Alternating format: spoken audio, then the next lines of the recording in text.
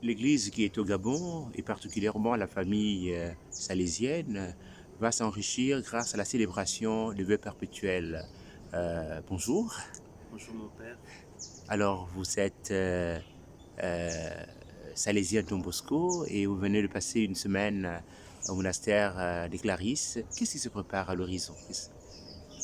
Bien, déjà, je suis Bachi Polianski Linel, originaire de Port-Gentil, salésien de Don Bosco depuis 2016.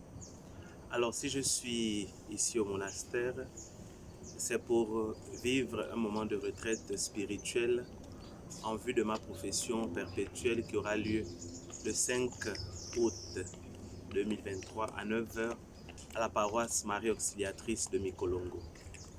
Et la profession perpétuelle pour nous salésiens est l'engagement définitif du oui que nous disons depuis notre première profession, qui se renouvelle chaque année par le renouvellement des vœux, jusqu'à ce oui définitif qui est l'engagement total dans la société salésienne.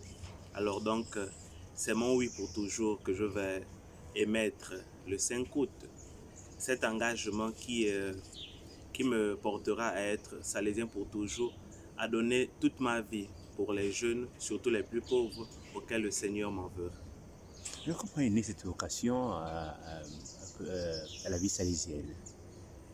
Déjà depuis la catéchèse, j'ai grandi à la paroisse Saint-Pierre, qui était sous la gestion des Salésiens, mais je ne connaissais pas encore les congrégations religieuses.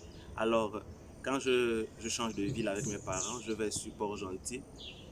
Je suis orienté par mon catéchiste à la paroisse Sainte-Barbe, qui était également sous la gestion des Salésiens. Alors, je grandis à la paroisse Sainte-Barbe, mais jusque-là, je n'ai pas ce désir-là d'être salésien. Alors, le désir vient du fait de voir les salésiens coopérateurs, qui sont les laïcs de notre famille, travailler leur proximité avec les jeunes. Et c'est comme ça, au cours d'une retraite spirituelle avec le groupe de lecteurs dont j'étais membre, je me rapproche d'une salésienne coopératrice et je dis, tiens, j'aimerais aussi faire comme vous, travailler pour les jeunes. Donc, je demandais à être salésien coopérateur. Et la coopératrice me dit, non, tu es trop jeune pour être coopérateur parce il faut avoir une famille, il faut être marié, il faut avoir un travail. Donc, tu ne penses pas que tu peux être salésien? Bon, je n'y avais jamais pensé. Et je dis, bon, je ne sais pas, je vais réfléchir. Et elle tout de suite se met en contact avec les filles de Marie Auxiliatrice, les sœurs salésiennes, qui est notre branche féminine, puisqu'il n'y avait plus les salésiens à Port-Gentil. Elle dit à la sœur que Linel a dit qu'ils veulent être salésiens. Et donc la sœur se rapproche de moi, que tiens, tu as vraiment envie? Je dis à la sœur, non, moi j'ai juste demandé pour être salésien coopérateur, mais je peux réfléchir.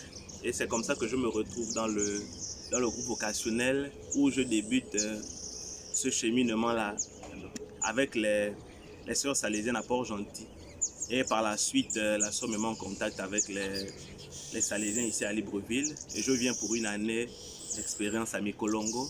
Et de cette année-là, j'ai commencé le cheminement jusqu'aujourd'hui.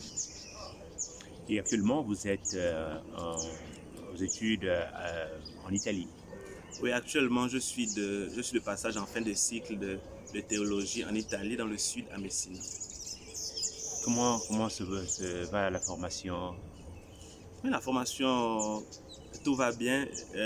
C'est vrai que le contexte n'était pas le même du contexte africain au contexte européen. Mais nous nous formons pour les jeunes, je me forme pour les jeunes.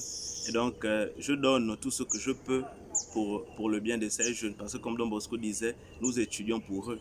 Pour eux, nous vivons. Et donc, ces études-là me portera à donner toute ma vie pour ces jeunes. On dit souvent que être salésien, comme être jésuite, c'est difficile. Qu'en est-il? Comment est-ce que vous avez apprécié ou vous appréciez la formation? Difficile, je dirais non. Peut-être dû au fait du nombre d'années que notre formation dure, 12 ans. C'est peut-être cet aspect-là que les gens trouvent difficile. Mais je dis qu'avec le Seigneur, quand on commence, les années passent.